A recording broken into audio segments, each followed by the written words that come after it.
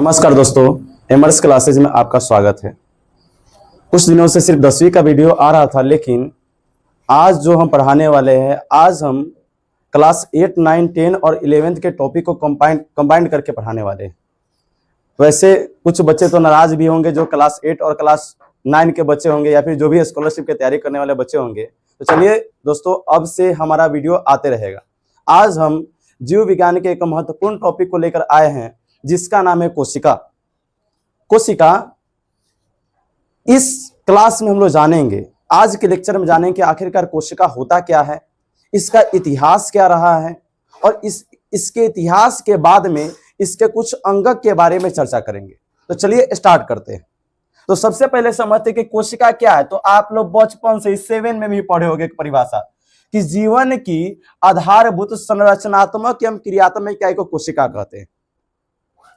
जीवन की आधारभूत संरचनात्मक एवं क्रियात्मक इकाई, इकाई का मतलब होता है यूनिट, इसी को क्या कहते हैं? कोशिका कहते हैं। यह तो एक नॉर्मल परिभाषा है, लेकिन इस परिभाषा में बहुत सारा रहस्य छुपा हुआ है, और यह रहस्य आपका जब यह चैप्टर समाप्त होगा तब इस रहस्य के बारे में पता चलेगा।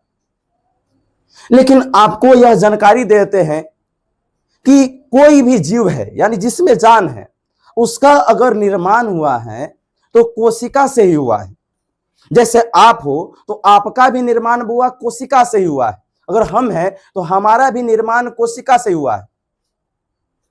जितने भी पेड़ पौधे भी आसपास में आप देख रहे हो, पेड़ पौधे का भी निर्माण कोशिका से ही हुआ है। और अगर बात कीजिएगा, जैसे कोशिका जीवन व्यवस्था के स्तर में भी सहायता करता है। जैसे अगर हमारा शरीर का निर्माण हुआ है तो शरीर का निर्माण कोशिकाओं से हुआ है। कैसे हुआ आपको समझाते हैं। जैसे कोशिका मिलेगा तब एक समान कोशिका मिलेगा तो कोशिका से ऊतक बनता है, यानी एक समान कार्य करने वाली कोशिकाओं को क्या कहते हैं? ऊतक। और ऊतक से किसका निर्माण होता है? अंग का निर्माण होता है। और अंग से अंग तंत्र, यानी अंगों के समूह को क्या कहते हैं? अंग तंत्र का निर्माण हुआ है, और अंग तंत्र से पूरे शरीर का निर्माण हुआ है। इसको एक एग्जाम्पल की मदद से आप समझा सकते हो। जैसे आप किसी न किसी रूम में बैठे होगे, तो रूम में आप थोड़ा सोचिएगा उसका निर्माण कैसे हुआ है। उसका निर्माण सबसे पहले ईंट रहा होगा। ईंट से मिलकर किसका निर्माण होता है? दीवार का निर्माण होता है।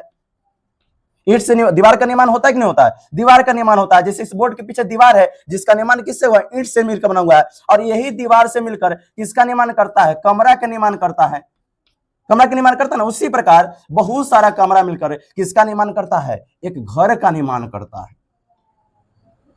उसी प्रकार अगर जीवों का शरीर है तो जीवों का शरीर सबसे पहले कोशिका, कोशिका से ऊतक, और ऊतक से अंग, अंग से अंग तंत्र, और अंग तंत्र से पूरे शरीर का निर्माण होता है। अभी आपको यह उतना बढ़िया से समझ में नहीं आ रहा होगा कि कैसे अंग तंत्र और पूरे शरीर का निर्माण कोशिका से होगा, लेकिन धीरे धीरे जब आप इसको समझते जाइएगा तो आप लोगों को समझ में आते जाएगा कि कैसे कोशिका से मिलकर पूरे शरीर का निर्माण होता है।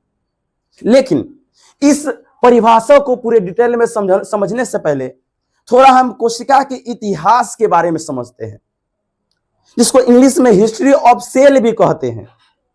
हमने कमेंट देखा, हमारी एक मामा की बेटी है, वो बार बार सर्च करती है, सब भैया आप इंग्लिश में पढ़ाइए, क्योंकि इंग्लिश मीडियम से पढ़िए। तो थोड़ा हम इंग्लिश लैंग्वेज का भी बीच बीच में प्रयोग करेंगे। तो चलिए थोड़ा समझते हैं कि कोशिका का इतिहास क्या रहा है। देखिए दोस्तों, यह बात है लगभग में आज से 400 साल 500 साल पहले की बात है। 400-500 साल पहले मतलब मान लीजिए कि लगभग में 1590 ईस्वी की बात है। अभी हम लोग जी रहे 2026 ईस्वी में, यानी लगभग में 400-500 साल पहले की ईस्वी की बात है। दो वैज्ञानिक रहता है। एक वैज्ञानिक का नाम है जेड जैनसन। दो वैज्ञानिक रहता है। एक वैज्ञानिक का नाम है जेड जैनसन और दूसरे वैज्ञानिक का नाम है एच जैनसन। जेड जैनसन और एच जैनसन, दो वैज्ञानिकों ने सबसे पहले सूक्ष्मदर्शी का खोज किया। लगभग 1590 ईस्वी की बात है। 400 साल 500 साल पहले ईस्वी की बात है। दो वैज्ञानिक मिलकर खोज कर रहा है, किसका? सूक्ष्मदर्शी का। लेकिन उस सूक्ष्मदर्शी से क्या हुआ? सूक्ष्मदर्शी में होता क्या है कि आपका जो आकार है ना, उससे आपको बड़ा करके दिखाता है। चाहे वह 10 गुना हो, चाहे 12 गुना हो, चाहे 20 गुना हो, कितना भी आपका आकार है ना, उससे बड़ा करके दिखाएगा। तो सूक्ष्मदर्शी के पास ये होता है, उसमें लेंस लगा रहता है। लेंस क्या करता है? वस्तु को बड़ा बड़ा करके दिखाता है। तो सबसे पहले अगर सूक्ष्मदर्शी का खोज करता है तो दो वैज्ञानिक का एंट्री होता है, एक का नाम है जेड जेंसन और दूसरा का नाम है एच जेंसन। दोनों ने मिलकर सूक्ष्मदर्शी का खोज किया। और आप लोग जानते हो जैसे मोबाइल आया दोस्तों, तो आज से आप 10 साल पहले चले जाइए, क्या मोबाइल उतना बढ़िया से उसका कैमरा विकसित था? क्या उतना जूमिंग क्षमता विकसित था? नहीं ना था। लेकिन आज कितना ज्यादा जूमिंग क्षमता वाला मोबाइल देखने को मिल रहा है। तो उसी प्रकार जब जेड जेंसन एच जेंसन ने माइक्रोस्कोप का खोज किया तो वह उतना इसमें जूमिंग क्षमता देखने को नहीं मिला। अब कुछ समय बीतता है, कुछ समय बीतते जाता है, बीतते जाता है, बीतते जाता है। समय आता है लगभग में 60-70 साल के बाद में एक वैज्ञानिक का एंट्री होता है। उस वैज्ञानिक का नाम है रॉबर्ट हुक।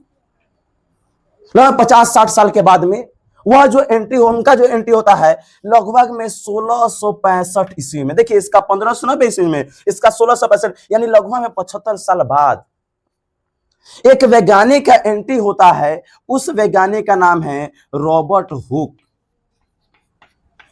रॉबर्ट हुक नामक वैज्ञानिक का एंट्री होता है। मान लीजिए कि रॉबर्ट हुक, उनका शकल देख रहे हो तुम लोग, बढ़िया शकल है, तुम लोग हंसना मत। मान लीजिए कि रॉबर्ट हुक नामक वैज्ञानिक है। रॉबर्ट हुक ने क्या किया? अपने से एक माइक्रोस्कोप का खोज किया, अपने द्वारा बनाए गए माइक्रोस्कोप की सहायता से। हम जानते हैं कि जैसे जैसे मोबाइल का जैसे जैसे क्षमता विकसित होते गया कैमरा का, उसी प्रकार माइक्रोस्कोप का भी क्षमता धीरे धीरे विकसित होते गया। मान लीजिए शुरुआत में 10 गुना बड़ा करके दिखा रहा है, तो कुछ समय के बाद 50 गुना 100 गुना बड़ा करके दिखाने जाने लगा। तो 1665 ईस्वी में रॉबर्ट हुक नामक वैज्ञानिक का एंट्री होता है और उन्होंने अपने द्वारा बनाए गए माइक्रोस्कोप की सहायता से, वैसे बता देते हैं रॉबर्ट हुक एक अंग्रेज वैज्ञानिक है, वही अंग्रेज जो हम लोग के देश पर राज किया था। तो रॉबर्ट हुक कैसा वैज्ञानिक है? अंग्रेज वैज्ञानिक है। इन्होंने अपने द्वारा बनाए गए माइक्रोस्कोप की सहायता से एक कॉर्क के टुकड़े पर निरीक्षण किया। कॉर्क का टुकड़ा क्या होता है? वह मान लीजिए कि यह पेड़ है, तो पेड़ का जो ऊपर वाला छाल होता है ना, उसी को कहते हैं कॉर्क। तो उन्होंने कॉर्क के टुकड़े पर निरीक्षण किया। निरीक्षण का मतलब होता है रिसर्च किया। और जब उन्होंने माइक्रोस्कोप की सहायता से कॉर्क के टुकड़े को देखा ना दोस्तों, एक अद्भुत बात देखने को मिली। उन्होंने जैसे कॉर्क के टुकड़े पर निरीक्षण किया, कॉर्क के टुकड़े के अंदर जब माइक्रोस्कोप की सहायता से इसको देखा, तो उसमें बहुत सारे ढांचे दिख रहे थे। क्या दिख रहे थे? ढांचे। ढांचे का मतलब होता है बहुत सारा बॉक्स लाइक स्ट्रक्चर देखने को मिला। और यह जो ढांचा दिख रहा था, आपको बताते कैसा दिख रहा था? आपने मधुमक्खी का छत्ता देखे हो कभी? उसी मधुमक्खी का छत्ता जिससे ढांचा दिख रहा था। आप लोग देखे ना, मधुमक्खी के छत्ता में बहुत सारा छोटा छोटा बिंदु टाइप दिखते रहता है, बॉक्स लाइक स्ट्रक्चर, वैसा ही ढांचा दिखाई दिया। और उन्होंने उसी ढांचे का नाम क्या रखा? कोशिका रखा। क्या रखा? कोशिका। लेकिन यह पता होना चाहिए कि अभी तक ले उसने यह नहीं बताया कि कोशिका एक जीव है, यह जीवन है इसमें कि नहीं है, यह जीवित संरचना है, मृत संरचना है, या फिर यह निर्जीव है या सजीव है, यह बताया ही नहीं उन्होंने।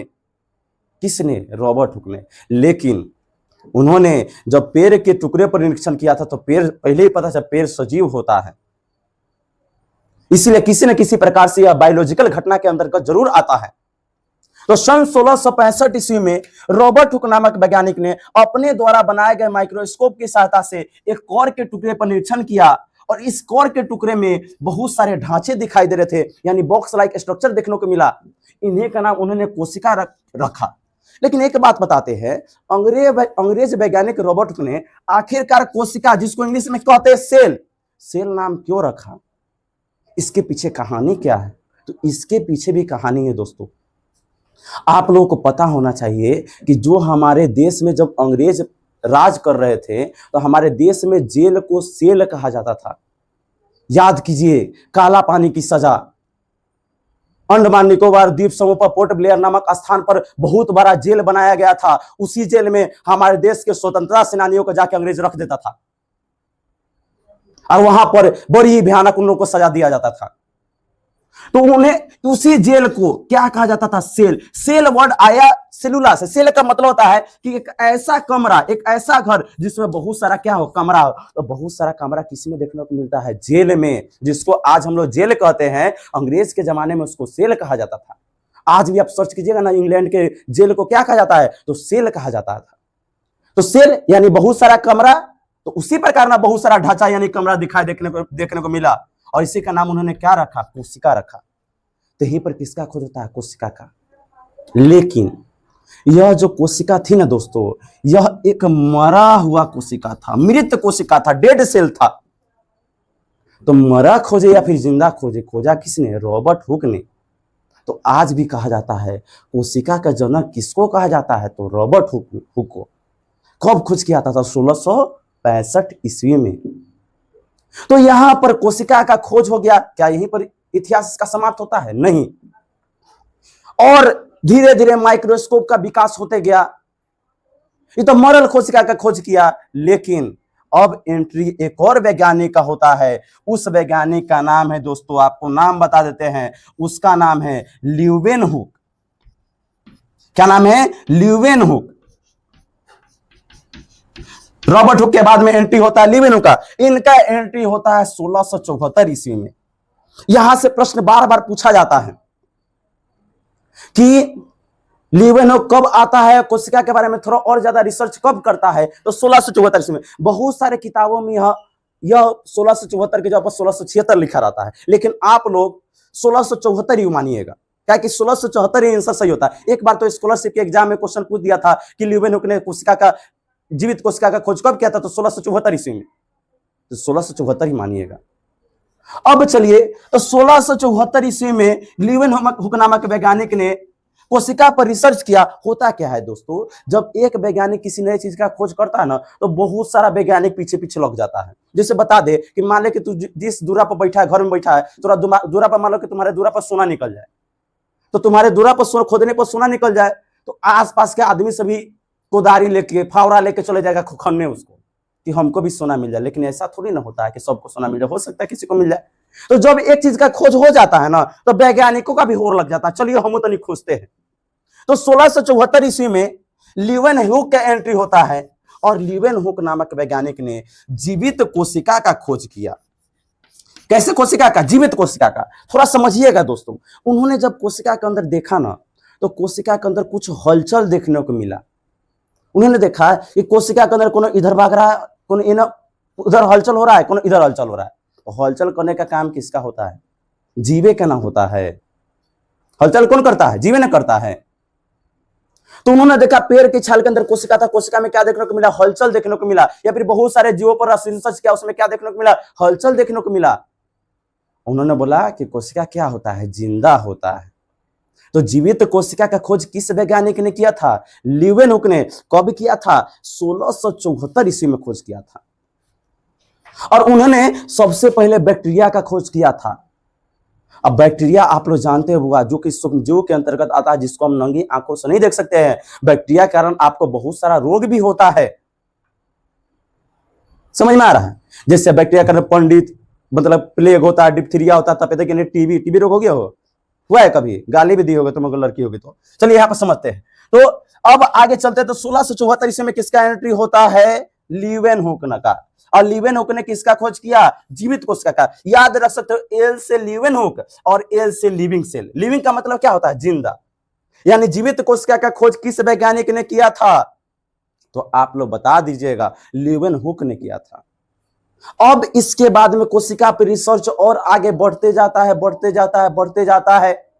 इसके बाद में सन 1831 ईस्वी में, सन 1831 ईस्वी में एक वैज्ञानिक का एंट्री होता है। उस वैज्ञानिक का नाम है रॉबर्ट ब्राउन। ब्राउन मतलब भूरा मत समझ लेना, इनका नाम है, वैज्ञानिक का कुछ नाम रख देता है। रॉबर्ट ब्राउन नामक वैज्ञानिक का एंट्री होता है, रॉबर्ट ब्राउन। अब देखिए दोस्तों, समझिएगा, जैसे जैसे समय बीतते जाएगा ना, जैसे जैसे समय बीतते जाएगा, माइक्रोस्कोप और ज्यादा विकसित होते जाएगा, उसका क्षमता और ज्यादा बढ़ते जाएगा, उसका जूमिंग क्षमता और ज्यादा बढ़ते जाएगा। तो 1674 ईस्वी में लिविंगस्टन उसके बाद 1831 ईस्वी में किसका एंट्री होता है? रॉबर्ट ब्राउन का। उनका शकल देख सकते हो, ऐसा ही लगन में होता है। इनका सम्मान करना चाहिए क्योंकि अभी यह जीवित नहीं है। तो चलिए रॉबर्ट ब्राउन के बारे में समझते हैं। रॉबर्ट ब्राउन जब कोशिका का खोज कर रहे थे, उनको माइक्रोस्कोप की सहायता से कोशिका के अंदर देख रहे थे ना, तो कोशिका के अंदर रॉबर्ट ब्राउन ने देखा कि इसके अंदर एक गोलाकार संरचना है। कोशिका के अंदर गोलाकार संरचना है और इसी गोलाकार संरचना को रॉबर्ट हुक ने नाम रखा केंद्रक। केंद्रक या फिर इसी को इंग्लिश में कहते हैं न्यूक्लियस। क्या कहते हैं? न्यूक्लियस। न्यूक्लियस वर्ड आप समझते हैं कि परमाणु के अंदर, समझिएगा, परमाणु के नाभिक को क्या कहते हैं? न्यूक्लियस कहते हैं कि नहीं कहते? तो उसी प्रकार कोशिका के बीच में एक गोलाकार संरचना देखा रॉबर्ट ब्राउन ने और इसका नाम उन्होंने क्या रखा? केंद्रक। केंद्रक यानी न्यूक्लियस। यानी केंद्रक का खोज किस वैज्ञानिक ने किया था? तो रॉबर्ट हुक नामक वैज्ञानिक ने किया था, रॉबर्ट ब्राउन नामक वैज्ञानिक ने। और जब रॉबर्ट ब्राउन ने यही केंद्रक के बारे में थोड़ा आपको बता देते हैं कि आगे चल के आपको समझाएंगे कि इसी केंद्रक को कोशिका का दिमाग भी कहा जाता है, यानी ब्रेन ऑफ सेल। किसको कहा जाता है? कोशिका का दिमाग। जैसे हम लोग इंसान है ना, तो इंसान हम लोग के शरीर पर कौन नियंत्रण करता है? हमारा ब्रेन करता है कि नहीं करता है? यानी शारीरिक अंगों पर, हाथ पर नियंत्रण कौन रखता है? ब्रेन ने रखता है। ऐसा थोड़ी कि चलते फिरते एक चाटी मारते चलते हैं, ऐसा नहीं ना है। चलते फिरते एक लात मार के उल्टा देते हैं, ऐसा नहीं ना है। नियंत्रण रहता है ना शरीर पर, तो कौन करता है? ब्रेन करता है। तो इसी प्रकार कोशिका के अंदर भी आगे चल के पढ़ेंगे कि बहुत सारा अंग होता है दोस्तों, और इसी अंगक, अंग से भी छोटा तो अंगक, और इसी पर नियंत्रण कौन रखता है? कोशिका का दिमाग, जिसको केंद्रक यानी ब्रेन ऑफ सेल किसको कहते हैं? केंद्रक को कहते हैं। और इसका खोज किसने किया था? रॉबर्ट ब्राउन ने किया था। अब इसी पर कोशिका पर रिसर्च आगे बढ़ते जाता है, बढ़ते जाता है, बढ़ते जाता है। अब समय आता है लगभग में 8 साल के बाद में 1839 ईस्वी की बात है। 1839 ईस्वी में एक और वैज्ञानिक का एंट्री होता है, उसका नाम है पुरकिंजे। 1839 ईस्वी में किस वैज्ञानिक का एंट्री होता है? पुरकिंजे। आपको पुरकिंजे के बारे में थोड़ा समझा देते हैं। पुरकिंजे जब कोशिका के अंदर माइक्रोस्कोप की सहायता से देख रहे थे ना, तो उन्होंने देखा कोशिका के अंदर बहुत सारा अर्ध तरल अवस्था में, अर्ध तरल मतलब पूरी तरीके से तरल नहीं, जैसे आप लोग सोजन के लाशा के देखते हो अर्ध तरल अवस्था में, तो कोशिका के अंदर उन्होंने देखा अर्ध तरल अवस्था में, दानेदार अवस्था में द्रव को देखा, द्रव यानी लिक्विड टाइप देखा। उसका नाम पुरकिंजे ने क्या रखा? जीव द्रव रखा। क्या रखा? जीव द्रव, या फिर इसी को कहते हैं प्रोटोप्लाज्म। क्या कहते हैं? प्रोटोप्लाज्म कहते हैं। तो अगर पूछेगा कि जीव द्रव या प्रोटोप्लाज्म का खोज किसने किया, तो हम बोलेंगे पुरकिंजे ने किया। अब पुरकिंजे ने कब किया? 1839 ईस्वी में। जब वो 1839 ईस्वी में खोज कर देते हैं, तब समय बीतते जाता। उसी साल 2 दोस्त जर्मन वैज्ञानिक का एंट्री होता है। वही साल वो भी रिसर्च कर रहे थे कोशिका पर कि हम कुछ खोज करेंगे। अब जर्मन वैज्ञानिक का नाम लेने से पहले तनी इसको मिटा देते हैं बोर्डवा का, थोड़ा समझिएगा इसको। चलिए दोस्तों, जब 1839 ईस्वी में पुरकिंजे ने जीव द्रव का खोज कर दिया, तो उसी तरफ 2 बेस्ट फ्रेंड था, 2 जर्मन वैज्ञानिक था, और दोनों बड़ी समझदार, दोनों अलग अलग फील्ड में समझदार था। एक का नाम था स्लाइडेन, और एक का नाम था स्वान। दोनों जर्मन वैज्ञानिक था, स्लाइडेन और स्वान। और ये दोनों बड़ी समझदार वैज्ञानिक था। क्या तुम जिस दोस्त के साथ रहते हो समझदार है? अरे हम अपन दोस्त के कहानी, हमारे दोस्त, हम अलग फील्ड में, हमारे दोस्त अलग फील्ड में है। हम पढ़ाने का काम करते हैं, हमारा दोस्त शिखर खाने का काम करता है। लेकिन भाई बेस्ट फ्रेंड, दोस्ती तो नहीं तोड़ सकते हैं। लेकिन ये दोनों दोस्त एक ही फील्ड में आगे था। अब समझिएगा, एक का नाम है स्लाइडेन और दूसरा का नाम है स्वान। स्लाइडेन के बारे में थोड़ा बता देते हैं। स्लाइडेन जो था यह वनस्पति वैज्ञानिक था।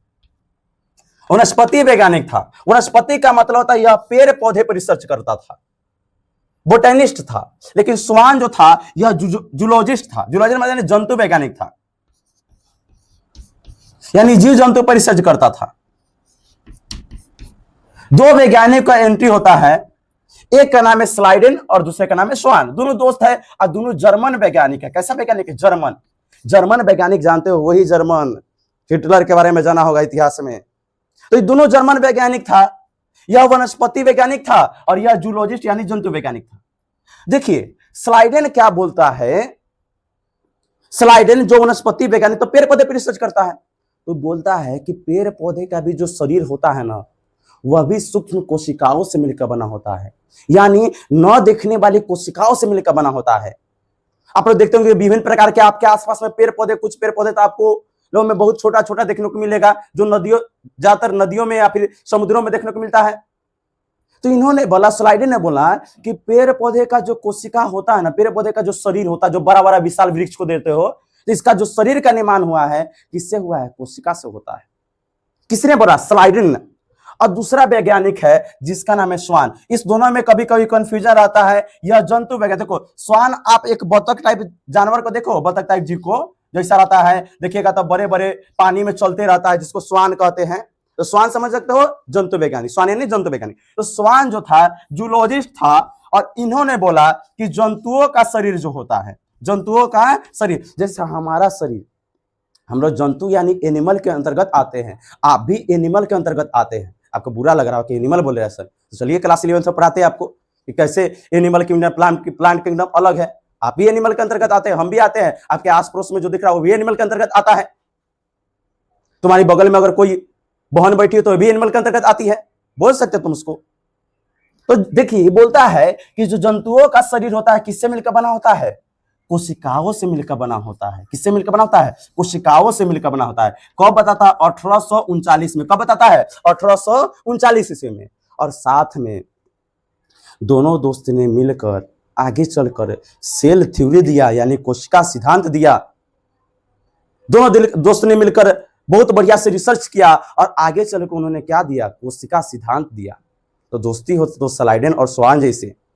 अब इसके बाद में आगे एंट्री होता है एक वैज्ञानिक का जिसका नाम है रुडोल्फ विर्चो। क्या नाम है? रुडोल्फ विर्चो नामक वैज्ञानिक का एंट्री होता है।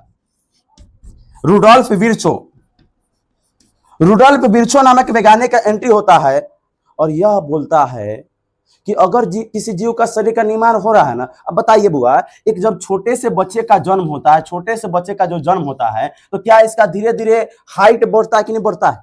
हाइट भी बढ़ता है, ऊंचाई बढ़ता है, हाथ भी बढ़ता है, लंबाई भी बढ़ता है, सब कुछ बढ़ता है।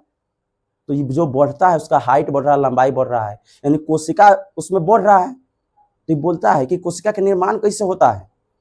तो ये बोलता है कोशिका का जो निर्माण होता है ना, उसमें उपस्थित जो पहली कोशिका, पुरानी कोशिका है ना, इसी पुरानी कोशिका से एक नई कोशिका का निर्माण होता है। आगे चल के इसमें समझेंगे कि सेल डिवीजन होता है, कैसे होता है सेल डिवीजन, कोशिका विभाजन, यानी पुरानी कोशिका से नई कोशिका का निर्माण होता है। कौन बोलता है? Rudolf Virchow. Rudolf Virchow. और इससे संबंधित कोशिका का इतिहास बढ़ते जाता है, बढ़ते जाता है, बढ़ते जाता है। और जैसे ही 1931 में एक वैज्ञानिक है जिसका नाम है एम नॉल और ई रस्का। एम नॉल और ई रस्का, एम नॉल और ई रस्का। जैसे एम नॉल और ई रस्का का एंट्री होता है, इन दो वैज्ञानिकों ने क्या किया? कोशिका के लिए, कोशिका के खोज आगे हो, या फिर इन दोनों वैज्ञानिकों ने आगे चल करके इलेक्ट्रॉन माइक्रोस्कोप का खोज किया। इलेक्ट्रॉन माइक्रोस्कोप सन 1931 ईस्वी की बात है। कब की बात है? 1931 ईस्वी में एम नॉल और ई रस्का ने इलेक्ट्रॉन माइक्रोस्कोप का खोज किया। और वही इलेक्ट्रॉन माइक्रोस्कोप के बारे में हम लोग जानते हैं कि उसमें वस्तु को 50 गुना से लेकर 400 गुना बड़ा करके दिखाया जाता है। और जैसे एम नॉल और ई रस्का ने इलेक्ट्रॉन माइक्रोस्कोप का खोज किया, कोशिका के संरचना में उपस्थित अंगों को तोड़ तोड़ के पढ़ा जाने लगा और बहुत सारे अंगों का खोज हुआ कोशिका का, जिसके बारे में हम अगले क्लास में चर्चा करेंगे कि कैसे कोशिका के संरचना क्या है। आप लोग स्ट्रक्चर नहीं देखे ना कोशिका को, कोशिका का संरचना क्या है, कोशिका देखता जैसा है, कैसा उसका शकल है, इसके बारे में चर्चा करेंगे। लेकिन क्या दोस्त बताइए कि आज का क्लास आप लोगों को समझ में आया कि आखिरकार कोशिका का इतिहास क्या है? तो थोड़ा एक बार रिपीट करते हैं कि जीवन की संरचनात्मक एवं क्रियात्मक इकाई को कोशिका कहते हैं। सन 1590 ईस्वी में दो वैज्ञानिक जेड जॉनसन और एजेस ने माइक्रोस्कोप का खोज किया। उसके बाद में सन 1665 ईस्वी में किसका एंट्री होता है? रॉबर्ट हुक नामक वैज्ञानिक का एंट्री होता है। रॉबर्ट हुक नामक वैज्ञानिक ने कोर के टुकड़े पर निरीक्षण किया अपने द्वारा बनाए गए माइक्रोस्कोप की सहायता से। जब उन्होंने कोर के टुकड़े पर निरीक्षण किया तो कोर के टुकड़े में बहुत सारे क्या दिखाई देते? ढांचे दिखाई दे रहे थे। यह ढांचा कैसा प्रतीत हो रहा था? मधुमक्खी का छत्ता जैसा प्रतीत हो रहा था, जिसका नाम उन्होंने क्या रखा? कोशिका रखा। लेकिन यह कोशिका एक कैसी कोशिका थी? मृत कोशिका थी। इसके बाद में सन 1674 ईस्वी में एंट्री होता है किसका? किसका एंट्री होता है? 1674 ईस्वी में लीवेनहुक का एंट्री होता है। और लीवेनहुक ने किसका खोज किया? जीवित कोशिका, जैसे कि उसमें बैक्टीरिया का खोज किया था उन्होंने। उसके बाद में 1831 ईस्वी में किसका एंट्री होता है? रॉबर्ट ब्राउन ने किसका खोज किया था? बताइए। केंद्रक का खोज किया था। उन्होंने देखा कोशिका के अंदर गोलाकार संरचना, जिसका नाम उन्होंने क्या रखा? केंद्रक रखा। यही केंद्रक जो जिसके कोशिका का ब्रेन ऑफ सेल कहा जाता है। इसके बारे में और अध्ययन करेंगे। इसके बाद में रॉबर्ट ब्राउन के बाद में एंट्री होता है किसका? पुरकिंजे का। कब? 1839 ईस्वी में। उन्होंने कोशिका के अंदर बहुत सारा द्रव देखा, द्रव अर्ध तरल अवस्था में द्रव देखा, जिसका नाम उन्होंने क्या रखा? जीव द्रव या प्रोटोप्लाज्म रखा। उसके बाद में 1839 ईस्वी में फिर और दो वैज्ञानिक का एंट्री होता है। एक का नाम है स्लाइडेन जो वनस्पति वैज्ञानिक है, दूसरे का नाम है स्वान जो जूलॉजिस्ट है। इन्होंने दोनों ने मिलकर इसने स्लाइडेन ने कहा कि पेड़ पौधे का शरीर किससे मिलकर बना होता है? पेड़ पौधे का शरीर किससे मिलकर बना होता है? कोशिकाओं से मिलकर बनाता है। किससे मिलकर बनाता है? कोशिकाओं से मिलकर बनाता है। उसी प्रकार स्वान ने कहा कि जंतुओं का शरीर भी किससे मिलकर बनाता है? कोशिकाओं से मिलकर बना होता है। और दोनों वैज्ञानिक ने, दोनों दोस्त ने, जो कि जर्मन के थे, इन्होंने आगे चल के क्या दिया? सेल थ्योरी, जो कि बार 11th 12th 9 8 7 स्कॉलरशिप का एग्जाम, कॉम्पिटिटिव एग्जाम कहीं पर पूछा था कि सेल थ्योरी किसने दिया था? तो दो दोस्त ने दिया था। एक का नाम है स्लाइडेन, दूसरे का नाम क्या है? स्वान। अब आगे चल के 1855 ईस्वी में एंट्री होता है रुडोल्फ विर्चो का। रुडोल्फ विर्चो बोलता है कि नए कोशिका के नियमों से पुराने कोशिका से होता है। इसके बाद में एक और वैज्ञानिक आया था, जिसका नाम शायद मिस करे, शायद मैक्स सुल्ज नाम है। उन्होंने क्या किया कि उन्होंने बताया कि कोशिका जो होता है वंशागति में भी सहायता करता है। वंशागति का मतलब होता है कि एक पीढ़ी से दूसरे पीढ़ी के निर्माण में भी सहायता करता है। और यह वंशागति नहीं होता तो कुत्ता का बच्चा इंसान हो जाता है, इंसान का बच्चा कुत्ता हो जाता है। अरे इंसान का बच्चा इंसान ही ना होता है, यह वंशागति के कारण नहीं होता है। समझ में आ रहा है? तो यह भी कोशिका के वजह से होता है। उसके बाद में जैसे ही एम नॉल और ई रस्का ने कोशिका के बारे में इलेक्ट्रॉन माइक्रोस्कोप का खोज किया, कोशिका के संरचना के बारे में अध्ययन और तेजी से आगे बढ़ता गया। तो आगे अगले क्लास में हम लोग पढ़ेंगे कि कोशिका का संरचना क्या है। लेकिन इससे पहले थोड़ा चर्चा कर लेते हैं। क्लास कैसा लगा? बढ़िया लगा ना? तो बढ़िया लगा तो इस पर लाइक कीजिएगा। अगर ज्यादा लाइक कीजिएगा ना तो हमरो मन करेगा कि हमको पता चले कि हमारे व्यूवर्स कैसा है। व्यूवर्स को जाना चाहते हैं कि आप क्लास 9 के हो या फिर 10 के हो या फिर स्कॉलरशिप के हो, आप थोड़ा कमेंट कीजिएगा तो नहीं पता तो चले कौन देख रहा है हमारा वीडियो। अगर आप कोई बड़े व्यक्ति हो, बुजुर्ग व्यक्ति हो, आप भी देख तो आप भी कमेंट कीजिए। हमको पता चला कि मेरा व्यूवर्स कैसा है, उसके हिसाब से हम उसके अनुसार हम वीडियो बनाएंगे। लेकिन साथ में और हम बोल दिए कि स्कॉलरशिप और 9 क्लास के स्टूडेंट के लिए वीडियो बनाएंगे तो बनाएंगे दोस्तों। तैयारी है, बढ़िया से तैयारी कर रहे हैं। आप लोगों को पढ़ाने का बहुत सारा सोच कर रखे हैं, बहुत सारा प्लानिंग चल रहा है दोस्तों। अगर सपोर्ट मन करे तो थोड़ा टाइम निकाल के सपोर्ट कीजिए। सपोर्ट कीजिएगा तो आप ही लोगों के लिए काम करेंगे। हमारा मेहनत रहेगा, हमारा पैसा रहेगा, लेकिन आप लोग थोड़ा टाइम देखिए कि बैठ जाना कोरा में। बहुत मन से पढ़ाएंगे और आप लोगों को एग्जाम में बढ़िया नंबर लाने का प्रयास करेंगे। एग्जाम में क्या, आप आगे चल के भी आगे किसी क्षेत्र में आगे जाइएगा तो आपको याद रहेगा कि मेरा बेसिक यहाँ से मजबूत हुआ है। या फिर क्लास 10 में अगर बढ़िया तैयारी की तो उसमें भी आप लोग को याद रहेगा। उम्मीद करते हैं आप लोग को समझ में आया होगा। समझ में आया होगा तो कमेंट कीजिएगा। कमेंट से हमको पता चलेगा कि आप क्या पढ़ रहे हो, नहीं पढ़ रहे हो, आपको क्या कौन सा टॉपिक ज़्यादा पसंद पड़ता है हमारे द्वारा पढ़ाए हुए। आप क्या पढ़ना चाहते हो इसके लिए भी कमेंट करना। मेहनत करेंगे, पूरा जोर शोर से लगे हुए हैं। उम्मीद करते हैं कि आप भी सपोर्ट कीजिएगा और एमर्स क्लासेज को बढ़ाने में सहायता कीजिएगा। धन्यवाद दोस्तों।